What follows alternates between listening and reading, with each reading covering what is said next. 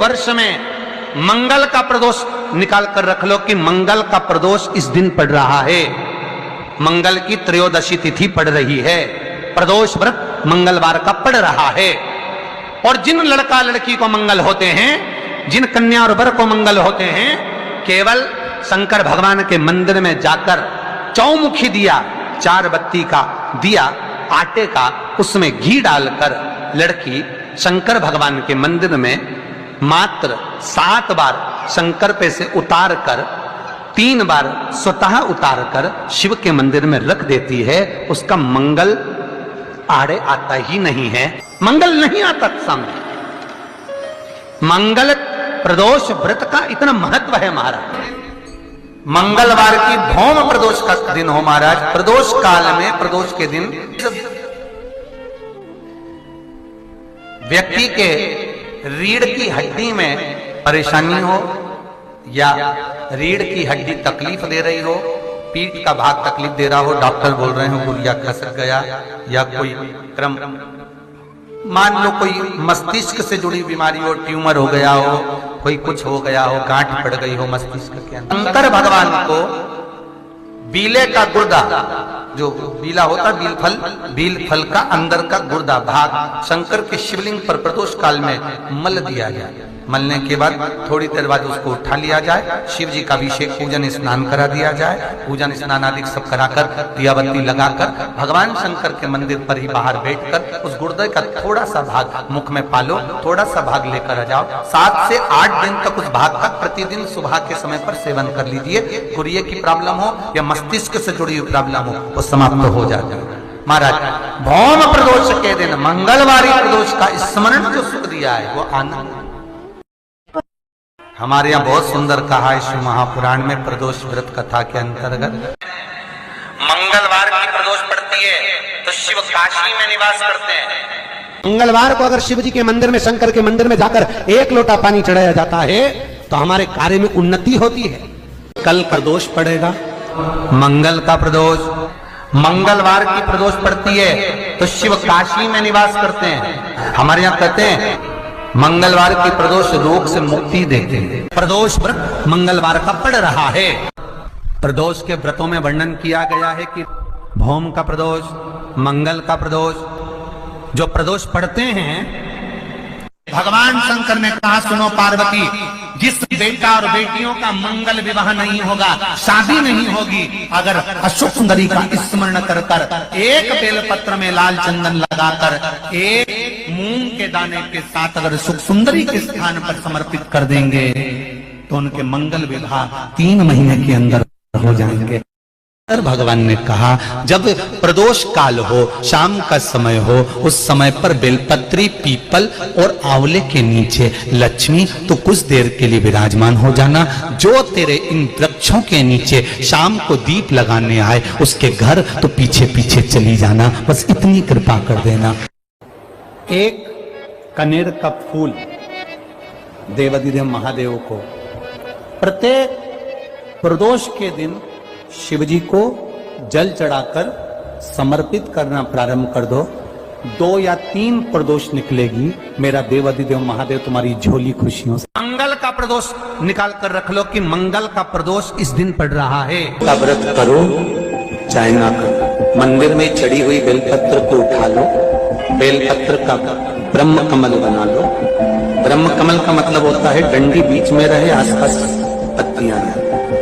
7 पत्ती का ब्रह्म कमल बनाकर प्रदोष का व्रत करें ना करें, जरूरी नहीं है कि वृक्ष से ही पत्ती लेकर आओगे तो ही शंकर जी को चढ़ाओगे। शिव जी पे से चढ़ी हुई उठाकर धोकर ब्रह्म कमल बनाकर बाबा से विनय कर कर, हे प्रभु आज मैं इस काम के लिए जा रहा हूं, बाबा मेरा यह कार्य है, बोल कर शिवलिंग पर समर्पित कर। दिन भर के प्रदोष व्रत का फल बाबा एक बेलपत्र समर्पित करने पर ही प्रदान कर देता। काल का दीप, प्रदोष काल की आराधना, प्रदोष काल की साधना और प्रदोष काल में परमात्मा का लिया गया नाम हमारे करोड़ों करोड़ों करोड़ों करोड़ों पुण्य को प्रबल कर देता है और हमारे पाप को छिन्न कर देता है। हमारे पाप लोगों में से कोई काशी गया होगा,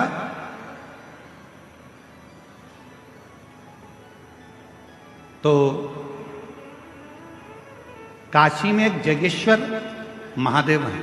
जगेश्वर महादेव काशी में विराजमान है। कभी आप लोगों में से कोई गया होगा, स्मरण रखिए, काशी अगर कोई गया। एक होता है शमी का पौधा, एक होता है मंदार का पौधा।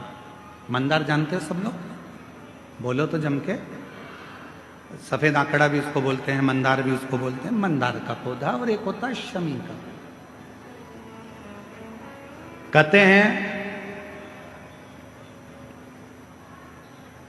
जिस व्यक्ति की जिंदगी में केवल घाटा ही घाटा लिखा हो, दुख ही दुख लिखा हो, और कई साल हो गए हों किराए के मकान में रहते हुए या तकलीफ को भोगते भोगते, परिवार में कहीं सुख है ही नहीं,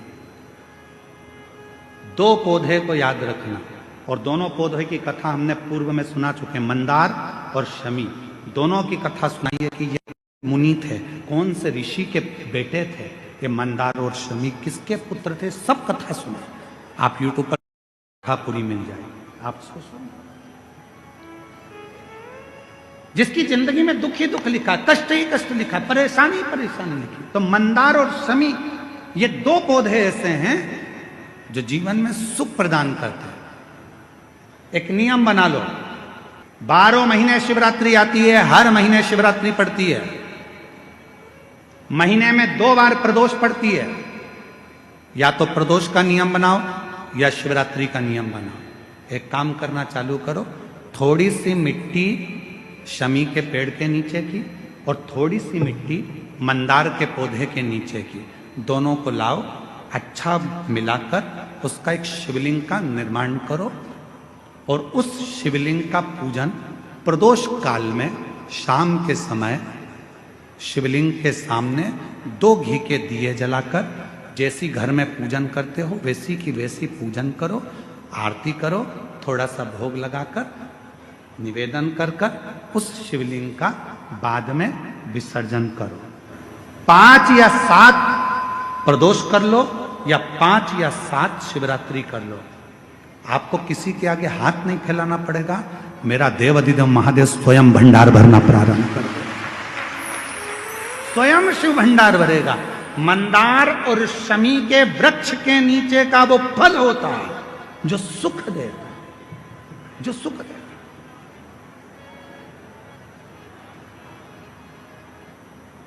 जो हमें आनंद प्रदान करता है। मंदार मतलब आप लोग जानते हो, वो सफेद आंकड़े की जो जड़ होती है, आंकड़ा होता है, उसके छोटे छोटे फूल होते हैं मंदार के, भगवान शंकर को चढ़ते हैं। और शमी की पत्ती तो आप लोग जानते ही हो, शमी का पत्र, इसके पौधे के नीचे और उसके पौधे, इसका वृक्ष और उसके वृक्ष के नीचे की थोड़ी थोड़ी मिट्टी प्रदोष काल में, या तो प्रदोष हो या शिवरात्रि हो, दोनों को मिलाकर उसका शिवलिंग बनाकर उसकी आराधना, उसकी 12 महीने प्रदोष आती है, 12 महीने शिवरात्रि आती है, 12 महीने आती है। अगर व्यापार ना चले, दुख तकलीफ ज्यादा हो, कष्ट ज्यादा हो, बहुत टेंशन जिंदगी में चल रहा हो, कहीं मत जाना। प्रत्येक महीने प्रदोष आती है, हर महीने शिवरात्रि प्रदोष आती है। 1 लोटा पानी, 5 बेलपत्र, 5 बेलपत्र, एक शमी पत्र, एक शमी पत्र, 5 बेलपत्र तांबे के लोटे में जल में डाल लीजिए। 7 दाने अक्षत के, आखे अक्षत के डाल लीजिए। और प्रदोष काल में, प्रदोष काल जो शाम का समय होता है, प्रदोष काल में भगवान शंकर के मंदिर जाकर पांव में चप्पल पहनकर ना जाइए, घर में घी का दिया लगाकर कलश लेकर शिव के मंदिर में चले जाइए। शिव मंदिर में दिया नहीं लगाना है आपको, केवल घर में दिया लगाकर जाना है। और शंकर जी के मंदिर में वो ऐसा कैसा ही पानी पूरा उंडेल कर डालकर शिवलिंग पर आ जाइए। झोली पसार कर प्रणाम करिए। शंकर की देहली पर 2 मिनट बैठकर ओम नमः शिवाय का स्मरण कर। ओम नमः शिवाय भी आपको बोलना बताया था कि सौभाग्यवती नारी स्त्री नमः शिवाय ओम बोले और पुरुष ओम नमः शिवाय। स्कंद पुराण कहती है, शिव महापुराण कहती है अगर आपने 2 या 3 या 4 प्रदोष ही कर लिए तो मेरा महंकाल बाबा आपकी झलक नहीं करेगा, बीच में नहीं छोड़ना बाबा। आप सबको मालूम है महीने में 2 प्रदोष आती है। कभी किसी से पूछो कि भगवान शंकर का यह अविरल त्योहार प्रदोष का व्रत क्यों आता है, क्यों भगवान शंकर की आराधना प्रदोष के दिन करी जाती है, क्यों कभी सोमवार होम प्रदोष आ जाती है, कभी गुरुवार का प्रदोष आ जाता है, कभी शुक्रवार का प्रदोष आ जाता है, कभी कोई प्रदोष आ जाता है। ये प्रदोष का व्रत क्यों आता है? उसका एक कारण है भगवान शंकर प्रदोष का व्रत धारण कर फिर अगला जो दिन होता है उस दिन मेरे शंकर भगवान अपने सारे गणों के साथ नंदी भृंगी श्रृंगी नर गंधर्व अप्सरा किन्नर देवता पशु पक्षी जितने भी होते हैं मेरे शिव सबके साथ बैठकर अपना महाप्रसाद ग्रहण करते हैं। जिस प्रदोष व्रत का हम वर्णन करते हैं, जिस प्रदोष के दिन का आपको बधाई कल हमने दी थी कि प्रदोष की आपको बधाई हो, प्रदोष शाम का जो समय होता है, प्रदोष काल जो होता है उसका वर्णन जब हम करते हैं, ये प्रदोष की पूजन का विधान किसने बनाया, ये प्रदोष की पूजन का नियम किसने बनाया, ये प्रदोष की संध्या काल का प्रदोष के समय का पूजन का विधान कौन बनाया, ये प्रदोष के समय पर एक बेलपत्र चढ़ाने का विधान किसने बनाया, प्रदोष के समय पर एक समीपत्र चढ़ने का विधान किसने बनाया, प्रदोष के समय पर अगर मान लो कोई भिखारी से भिखारी व्यक्ति भी है जो ठेला चला रहा है, उसके पास में खाने के लिए कुछ नहीं है, फटे कपड़े पहन रहा है, उसकी जिंदगी में कुछ भी नहीं बचा और कर्जे में लदालूम हो गया, एक चावल का दाना अगर वो प्रदोष के दिन प्रदोष काल में शाम के समय पर शंकर के शिवलिंग पर चढ़ा देता है तो 3 या 4 प्रदोष में उसका कर्जा चुकना प्रारंभ हो जाता है। प्रदोष का विधान इतना ये प्रदोष का वर्णन करा किसने, इतना प्रदोष की महत्वता बताई किसने, कौन करे इतना वर्णन? अगर प्रदोष की महत्वता बताने वाला कोई है, इसीलिए मेरे शंकर भगवान माता सती को लेकर कुंभज ऋषि के यहाँ अगस्त ऋषि के यहाँ कथा सुनने के लिए गए थे, क्योंकि उनके बराबर कोई शंकर के महत्व को बता नहीं सकता और प्रदोष के महत्व को नहीं बता सकता। सती मैया को प्रदोष का महत्व बताने के लिए शंकर सती जी को लेकर कुंभज बाबा के यहाँ गए थे अगस्त ऋषि कि प्रदोष के महत्व को तो जानो सती, तुम प्रदोष के महत्व को तो सती जानो, तुम प्रदोष के महत्व को तो सती पहचानो कि प्रदोष का महत्व क्या होता है। जब जिंदगी में थोड़ी सी भी तकलीफ हो, थोड़ा सा भी कष्ट हो, थोड़ी सी भी अगर दुख हो तो शिव जी को जल चढ़ाओ, बेलपत्र चढ़ाओ और कोई मन में अगर दुख है तो नंदी के पास 2 क्षण बैठकर अपने मन की बात नंदी से जरूर कहो। क्यों? शंकर भगवान से सीधे आप अपने मन की बात नहीं कह सकते, तो नंदी के कान में जब आप कुछ कह देते हो तो नंदी के कान की बात भगवान शंकर के हृदय तक पहुंच जाती है और शिव जी उसको सीखा। एक बेलपत्र, एक शमी पत्र तुम्हारी उलझन को समाप्त कर दे। मेरी जीजियों, प्रदोष का इंतजार भी मत करा करो कि प्रदोष का दिन आएगा या प्रदोष का दिन आएगा तो हम गला पकड़ रहा है बाबा, प्रदोष का दिन आएगा तो हम भगवान शंकर को प्रदोष के समय में शाम के समय पर हम बेलपत्र शमी पत्र चावल समर्पित करेंगे। आप तो प्रयास करा करो, कभी अगर मौका मिल जाए तो प्रदोष काल में प्रदोष के समय पर एकांतेश्वर शिवलिंग मिल जाए, कहीं एकांत में कोई शंकर भगवान का शिवलिंग मिल जाए, एक बेलपत्र लो, उसके ऊपर एक शमी पत्र रख लो, एक चावल का दाना रख लो, अपने मन की बात बाबा से कहकर श्री शिवाय नमस्तुभ्यम बोलकर शंकर भगवान की अशोक सुंदरी वाली जगह पर स्पर्श कराकर वही शमी पत्र, वही अक्षत का दाना, वही बेलपत्र शंकर भगवान के शिवलिंग पर उसको समर्पित कर दो। समर्पित करते समय ये जो डंडी का मुख है, ये जहां जलाधारी होती है, पानी बहता है, उस ओर डंडी का मुख होना चाहिए।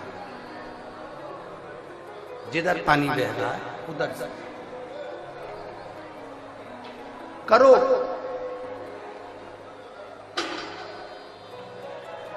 प्रदोष काल में करी गई आराधना, प्रदोष काल में किया गया भजन, केवल प्रदोष के दिन ही नहीं, प्रदोष काल में कभी भी शंकर को याद करो। वैसे तो शंकर भगवान को याद करने के लिए कोई समय निश्चित नहीं किया गया कि इस समय शिव जी को याद करना। मौत का और महाकाल का आने का समय कभी निश्चित नहीं होता। क्यों कहा जाता है कि बेलपत्री के वृक्ष के नीचे अगर दिया लगाने का बोला है तो बेलपत्री का वृक्ष बड़ा होना चाहिए। छोटा सा बेलपत्री का वृक्ष और उसके नीचे तुम दिया लगा रहे हो तो उसकी छांव तुम्हारे ऊपर नहीं आएगी क्या? नहीं।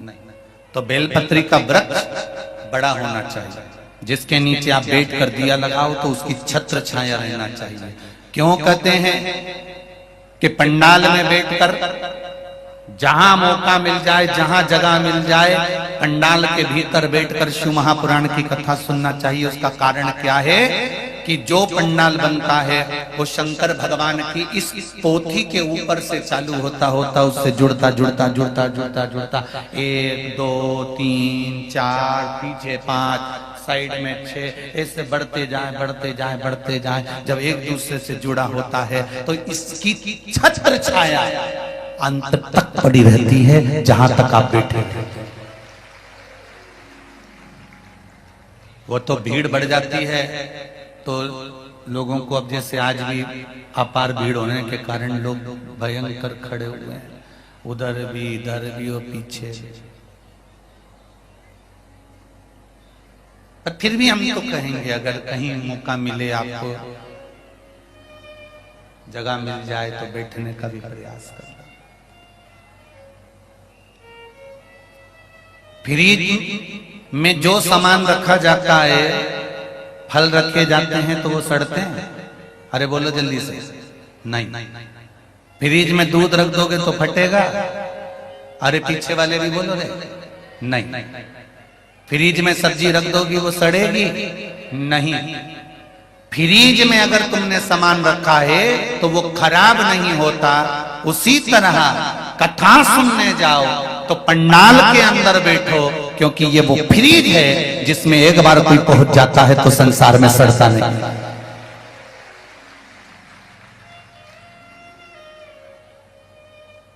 संसार में सड़ने से बचना है। काम, लोभ, आसक्ति, वासना, तृष्णा, मोह, ये सब मनुष्य को सड़ाने वाला है। एक बेलपत्री का वृक्ष आप खड़े होना आपके घुटने तक होगा। एक बेलपत्री का वृक्ष आपके कंधे तक होगा। एक बेलपत्री का वृक्ष आपके सिर से ऊंचा होगा। गौरी,